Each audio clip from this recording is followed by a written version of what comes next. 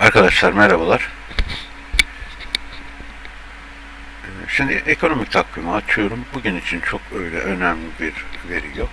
Ama gece FED bu SVB Bank denilen bankanın, batan bankanın mudilerine sigorta garantisi sundu ve açık olan piyasalarda, özellikle kriptolarda da bu yükselişe sebep oldu. Şimdi yarın çok önemli bir veri var yine. TÜFE verisi var. İnşallah bu veri de düşük gelir.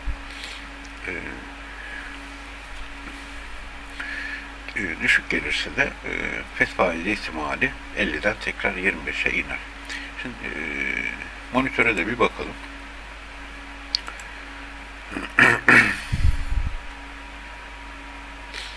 Şu anda yaklaşık %80, 50 pipslik fiyatlama devam ediyor.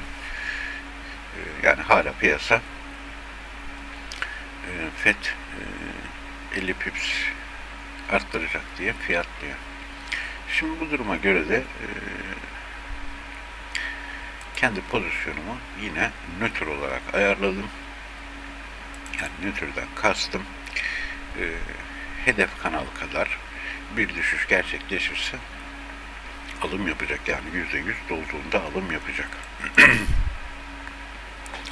Yükselişlerde de aynı şekilde bir hedef kanal kadar yükseliş olursa oradan da satış yapacak. Şimdi buna göre algoritmanın verdiği işlem noktalarına göz atmış olalım. Dolar endeksi 104.90 gelirse sell yapacak.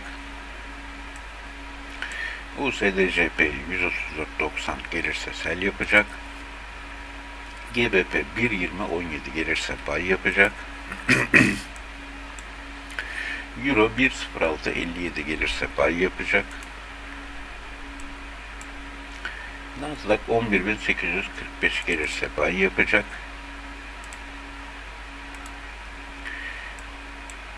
S&P 500 3.875 gelirse buy yapacak. Zaten burası bakın bir iğne atmış buraya.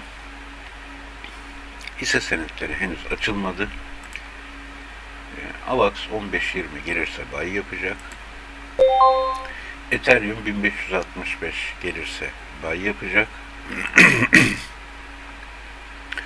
Bitcoin 21.850 gelirse buy yapacak.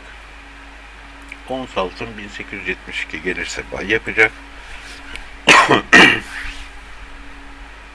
Gümüş 20.39 gelirse buy yapacak. Şimdi bir de MetaTrader'daki CopyTrade sayfasına bakıyoruz. Büyüme eksi 28'de, varlığımızda 212 euro civarında. Bu 290 euroluk bir hesaplı biliyorsunuz. Ben buna ekstra bir para falan yatırmadım. Bu hesabı sadece portföy zarar da etse piyasadaki haber etkisiyle algoritma ile bir hesabı trade ettiğinizde hesap patlayacak mı patlamayacak mı onu anlamaya çalışıyoruz. Dediğim gibi hesap çok ufak bir hesaptır. Normalde bu hesap 18 hafta olmuş. Yani 4,5 aydır algoritma ile bu hesap trade ediliyor ve patlamadı. Manuel olarak trade edilseydi şimdiye kadar 50 kere patlardı.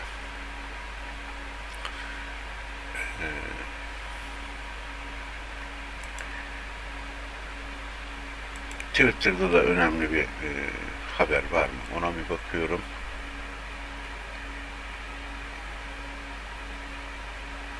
Evet, geceki haberi veriyor bakın burada.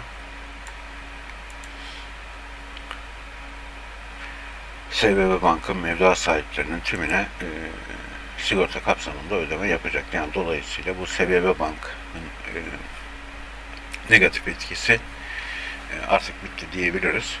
Bundan sonra tekrar FED'in faizine odaklanacak piyasa. Bu video şimdilik bu kadar. Yeni bir gelişme olursa ek yaparım. Herkese kolay gelsin, iyi çalışmalar.